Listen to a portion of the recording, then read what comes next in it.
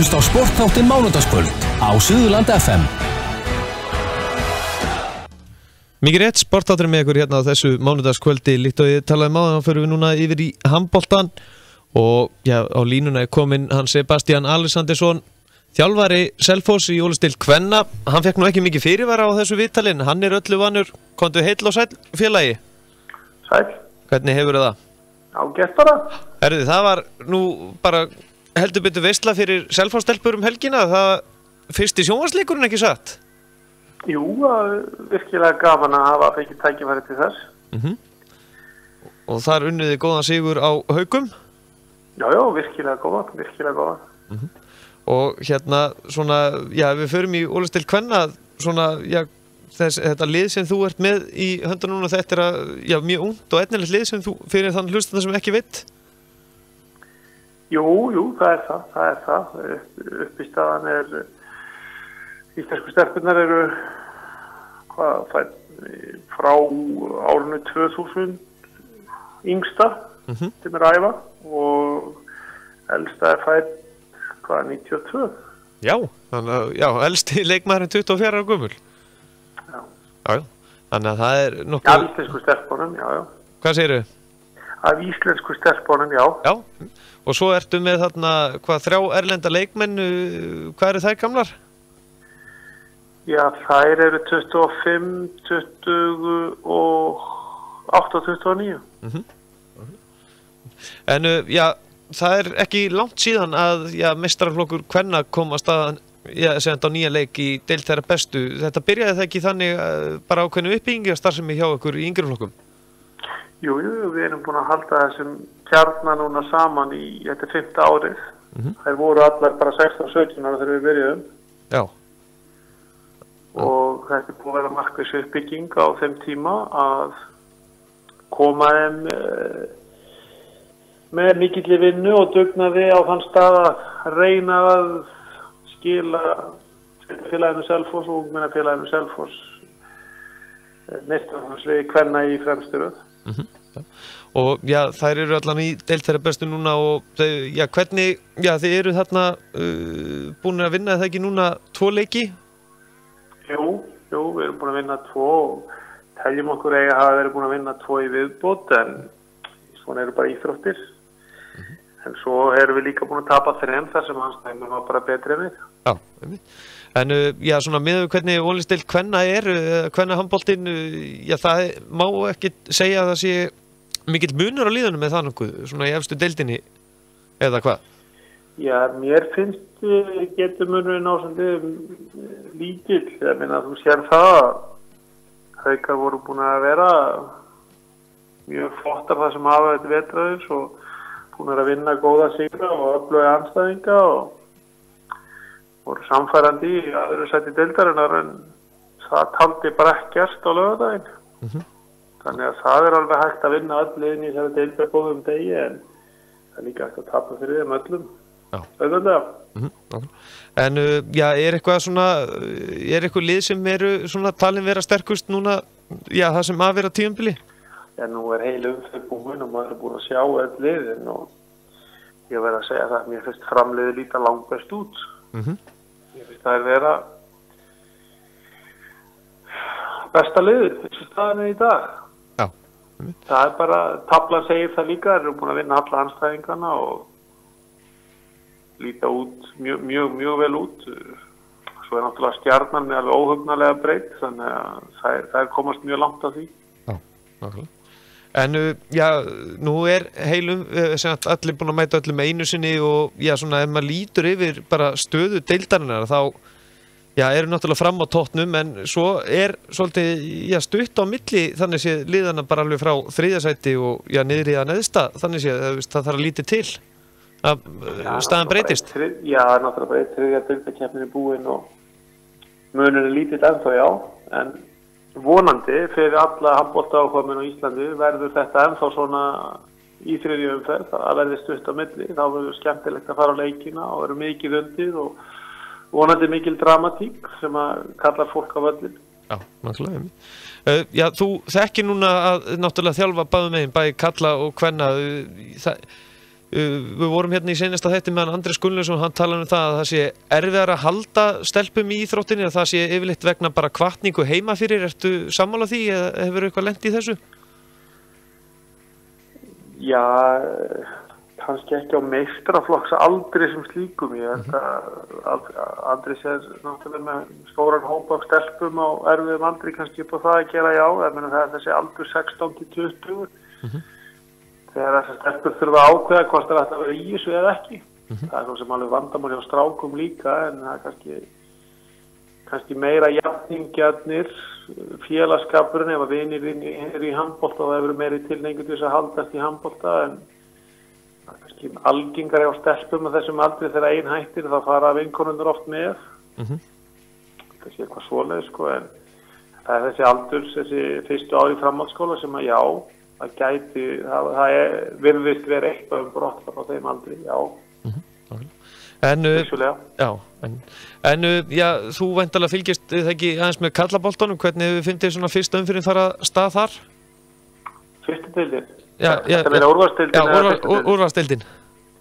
Mér finnst hún bara spennandi og skemmtileg, mér finnst með ólíkindum að Afturelding sé að stinga svona af, en þeir eru að gera gott mót allavega. Og fannst nú ekkert burðir þegar ég sá það í fyrsta leiknum á móti Selfoss. En þeir eru búin að standa sér vel síðan þá, en restin virðist vera svona, þetta er eins og hvenna megin, það virðist að ekki unnið alla. Og já, í fyrst til karla, já, þar er þú líka að þjálfa og já, lékstu daginn leik öllum óvurum, 48 ára gamall. Já, svona leynigestur. Já.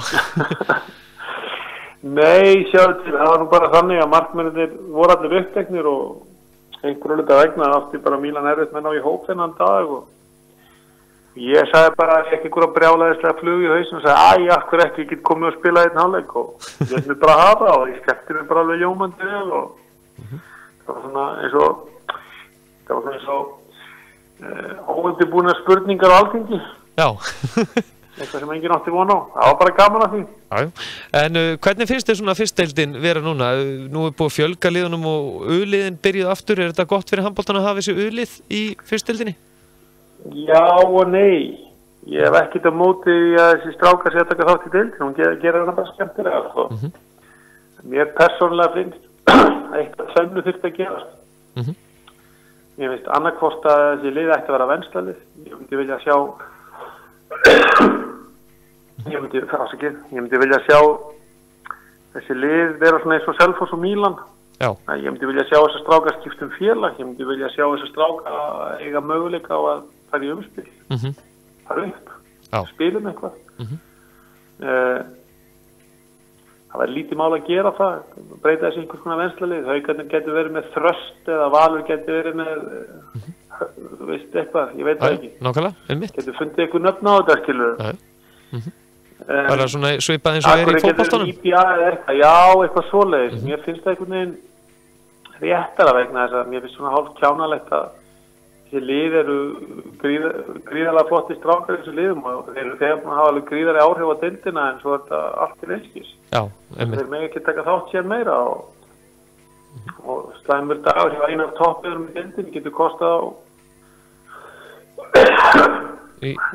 getur kostað á væntingar vetraðins bara því að þeir voru að spila móti liði sem að hafa ekki neina að keppa og engin pressa og ég meina það er þeirra náttúrulega að mistika sig en það væri skemmtilega ef þessi strákar myndi virkilega vera nógu góðir til þess að landa sér í alvöru toppbaráttu og að leyfa hennar þá. Nákvæmlega. Og mér finnst bara líka þessi strákar sko, þetta er svo gettir í Þýskalandi að ef að þú ert að spila í úrvalsdeild og ef þú stígur inn á völlinn í úrvalsdeildarleik, þá er bara merkt við á leikskýrslu og þá máttu ekki spila næsta B-liðsleik. Já. Mér finnst ekki í lagi að leikmenn sem spilast jafnvel 60 mínútur í úrvalsdeild mæti sér í næsta auðliðsleik bara af því að. Já, nákvæmlega. Þannig getur raun og veru félag sem er ungmennlega í raun og veru svolítið haft leikið sér að ég hafa áhrif á deildina. Já, nákvæmlega. Ég hef ekki ætlað hennu það. Þetta skýrt fram. En mér finnst bara að ef þú ert nógu góður til að fara inn á völlin í úrvalsdeild þá hefur ekkert að gera í fyrstu deild. Hins vegar ef þú ert ekki settur inn á og það vantar þig spilmínútur þá er fullkomlega eðlilegt að þú spilir í deildinni fyrir neðan. Þetta er bara mín persónulega sko. En já, nú landsleikur framundan, hvernig leist þið svona á landsliðshópinn? Það nú heldur betur mikið af breytingum, þú væntanlega svona landslið karla, þú náttúrulega sem gamall landsliðsmaður, þú hlýtur að hafa svona þína skoðanir eða ekki á þessu landsliði? Jú. En maðurinn sem landslið sjálf ráðinn til að bera ábyrgð á þessu og hann búinn að taka sitt val og hefur eflaust alveg frábærar ástæður fyrir einasta landsliðsplássi sem hann búinn að skipa, þannig að ég hef skoðanir, já, en það er kannski tilgangslaust að eitthvað vera að tjá sig þær. Já, nákvæmlega. Enda eigum við Íslendingar, 200.000 landsliðsþjálfara? Já, en eigum við ekki bara að leyfa þessum sem fær borga fyrir að bera ábyrgðin að stjórna þessu? Já, nákvæmlega. Hann bara með öllum okkar krafti, þá getur hann ekki með ljós. En, já, það allan að svona með hvernig fyrsta deildin, Ólisteild karla og Ólisteild kvenna og fyrsta deild kvenna hafið farið að stað, þá má segja að þetta séu búin allt saman skemmtilega deildir hingað til. Já, mér finnst bara handboltinn skemmtilegur á Íslandi núna, mér finnst þetta bara, það er mikið óvænt úrslit, það er mikið flott, ungt fólk sem að vekja athygli á sig og bæði fyrst deild kvenna, fyrst deild karla, úrvalsdeild karla, úrvalsdeild kvenna. Þannig að yngri kynslóðin þú sér bara eins og með þessum ungmennaliðum, þau eru búin að ná alveg gríðarlega eftirtekta verðum úrslitum í fyrstu deild kvenna til dæmis. Fullt af ungum leikmönnum að láta sig kveða í ýmsum liðum í úrvalsdeild karla og kvenna, þannig að þetta er bara skemmtilegt og það er hörku leikir, maður er ekki að sjá mikið af einhverjum, hvað segja krakkarnir, rústi. Já, nákvæmlega, einmitt. Já. Það er bara gaman fyrir handboltann. En já, svona í lokin áður en sleppið þá var ég að spyrja það já, íslenski leikmenn, já, kannski sérstaklega kallamenn, já, kannski líka kvennamenn, eru þeir að fara og snemma út til útlanda, eiga þeir að vera lengur heima í íslenska boltanum? Já, mín persónuskoðun þannig, já.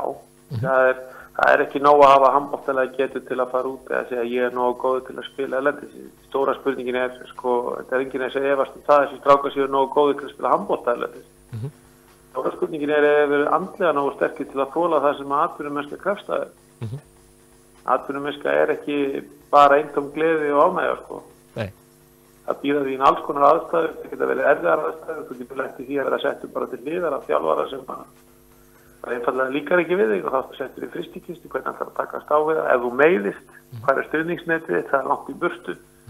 Eftir andlega nóg sterkur til að takast á við mótlæti sem atvinnumaður. Það er náttúrulega ekki mál að vera atvinnumaður þegar velgengur, en það lenda allir atvinnum með einhvern tímann í mótlæti, einhversum toga. Þannig að spurningin er hvort að sumir af þessum ungu mönnum, ég meina, þeir í hvernig umhverfi ferðu, í hvernig klúbb lendir, þú getur verið heppinn og getur verið óheppinn, ég meina, það er svo lengi sem getur sagt að hvað sé rétt og hvað sé rátt. Ég meina, þú getur farið ungur út og lett í því að taka alltaf hárrétt skref á ferðinum og enda á besta stað í heimi. Já. Þú getur líka lett í því að taka rangt skref í byrjun og svo ertu komin heim og þú nærðir aldrei að strika aftur. Þetta er svona, ég veit ekki, ef við erum með gríðarlega efnilega leikmenn, unga, og við segjum, jú, við erum stolt að setja það atvinnumennsku, ekkert mál, þetta eru atvinnumennir okkar, en vandamál er bara það, eru við að hafa eitthvað um það að segja hver er að fara að þjálfa þess að talenta okkar? Nei. Hvað er þýsk Þjóðverjar, Svíjar, nefndi þessar stærstu, Danir, Spánverjar, hvað eiga það á marga talenta? Einn og einn tekur ranga ákvörðun og hvað? Þeir eiga nóga öðrum talentum, frakkar. Við Íslendingar eigum ekkert mikið af einhverjum supertalentum. Getum við tekið sjansin á því að það lendi á röngum stað og það verði ekkert úr þeim? Ég veit það ekki. Það er ekki mitt að svara því svo sem, en þetta er bara mjög skoðun aftur. Nákvæmlega. Sebastian, ég lofaði þér að hafa þetta stutt og hægt væri, en auðvitað það er bara svo gaman að spjalla við að maður heldur þér alltaf lengi á línunni. Það er bara, enda orðið langt síðan þú varst í sportþættinum, það er nú þannig. Já, það er alltaf gaman að tala við því samt. Já, þakka þér, sömuleiðis. Þakka kærlega fyrir og gangi ykkur sem allra best í framhaldinu áfram Selfoss. Takk, þér sömuleiðis. Takk fyrir. Okay. Já, Sebastian Alexandersson, þjálfari Selfoss í Ólisteild kvenna. Stelpunnar unnu Hauka helgina og eru núna í 8. sæti deildarinnar með 4 stig, deildin nokkuð jöfn, en já, við ætlum næst að fara út til Ísraels og við ætlum að heyra í Viðar Erni Kjartarsinni framherja í knattspyrnu. Svo förum við jafnvel aftur í handboltan og svo körfuknattleikurinn líka eftir, en við ætlum að heyra á eftir í honum Þóri Ólafsinni, aðstoðarþjálfara Selfoss í karla.